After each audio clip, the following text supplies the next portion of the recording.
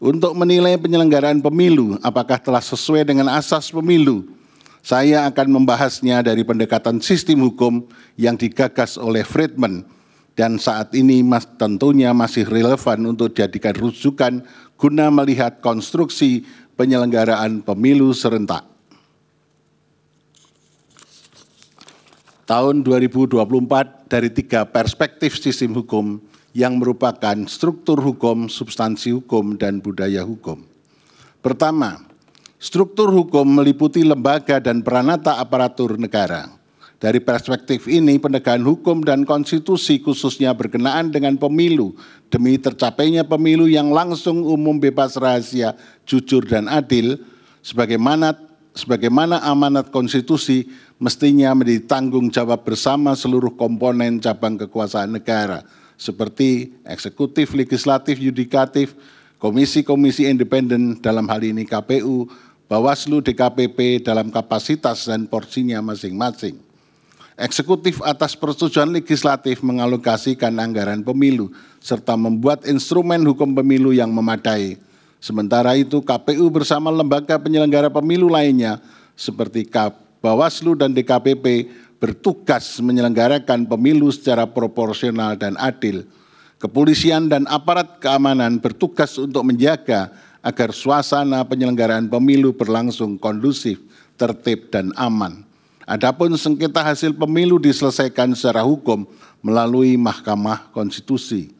Dalam menjalankan fungsi tersebut, setiap organ negara haruslah tunduk pada prinsip konstitusionalisme yang ditentukan dalam konstitusi dan dipagari oleh prinsip saling mengawasi, saling mengimbangi antar cabang kekuasaan negara hanya untuk memastikan bahwa setiap tindakan, prosedur, dan keputusan yang terkait dengan proses pemilu sejalan dengan hukum konstitusi, sehingga tercipta tujuan bernegara sebagaimana alinea keempat pembukaan Undang-Undang Dasar tahun 1945. Tidak boleh ada peluang sedikit pun bagi cabang kekuasaan tertentu untuk cawe-cawe dan memihak dalam proses pemilu tahun 2024, sebab ia dibatasi oleh paham konstitusionalisme dan dipagari oleh rambu-rambu kompositif, moral, dan etika.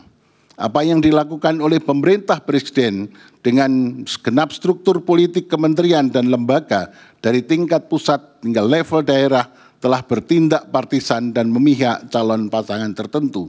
Tindakan ini secara jelas telah menciderai sistem keadilan pemilu yang tidak termuat tidak hanya di dalam berbagai instrumen hukum internasional, tetapi juga diadopsi secara jelas dalam pasal 22E ayat 1 Undang-Undang Dasar 45 yang mensyaratkan bahwa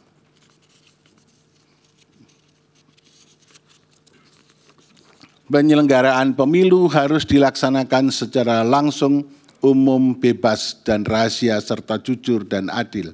Pada titik inilah pemerintah telah melakukan pelanggaran pemilu secara terstruktur dan sistematis. Kedua, sistem hukum melalui peraturan, norma-norma, dan pola perilaku masyarakat dalam satu sistem. Substansi hukum tidak hanya meliputi peraturan yang tertulis, tapi juga peraturan yang tidak tertulis dan putusan pengadilan. Substansi hukum tidak dapat dipisahkan dari kekuatan politik. Ada 3 pandangan yang digunakan untuk menggambarkan relasi antara hukum dan politik, yaitu pertama, hukum determinan atas politik. Ini merupakan pandangan ideal karena didasarkan pada konsep Dassollen. Menurut pandangan ini, hukum harus ditempatkan pada posisi yang tinggi atau supreme. Hal ini merupakan konsekuensi logis dari prinsip supremasi hukum yang kita anut. Kedua, politik determinan atas hukum. Pandangan ini didasarkan pada konsep Dasein, sehingga hukum dikonsepsikan sebagai undang-undang yang dibuat oleh lembaga legislatif.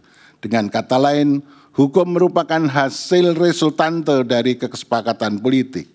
Ketiga, pandangan ini disajarkan pada konsep Dassollen dan Dasein yang mengkonstruksikan antara hukum dan politik tidak ada yang lebih dominan karena keduanya secara simetris saling berpengaruh.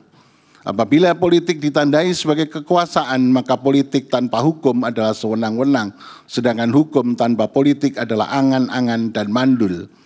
Konfigurasi politik amat menentukan karakter produk hukum yang dihasilkan.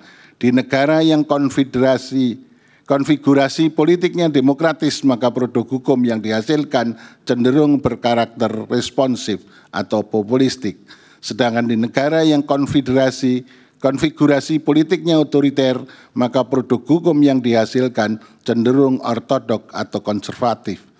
Mengapa saya katakan cenderung? Karena ternyata kita tidak bisa memandang secara mutlak, secara hitam dan putih.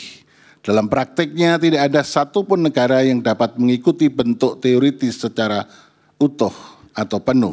Artinya boleh jadi di negara yang konfigurasinya politik otoriter terdapat karakter produk hukum yang responsif, begitu juga sebaliknya di negara yang konfigurasi politiknya demokratis terdapat karakter produk hukum yang ortodok.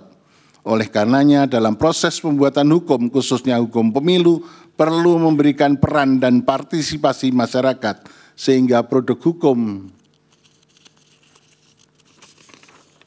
dihasilkan bersifat responsif terhadap tuntutan masyarakat sebagai institusi pembentuk hukum baru. Selain DPR dan Presiden, Mahkamah Konstitusi memiliki peran dalam membentuk hukum melalui berbagai putusannya. Ketiga, budaya hukum merupakan gambaran dari sikap mental dan perilaku terhadap hukum, serta keseluruhan faktor-faktor yang menentukan bagaimana sistem hukum memperoleh tempat yang sesuai dan dapat diterima oleh warga masyarakat dalam kerangka budaya masyarakat.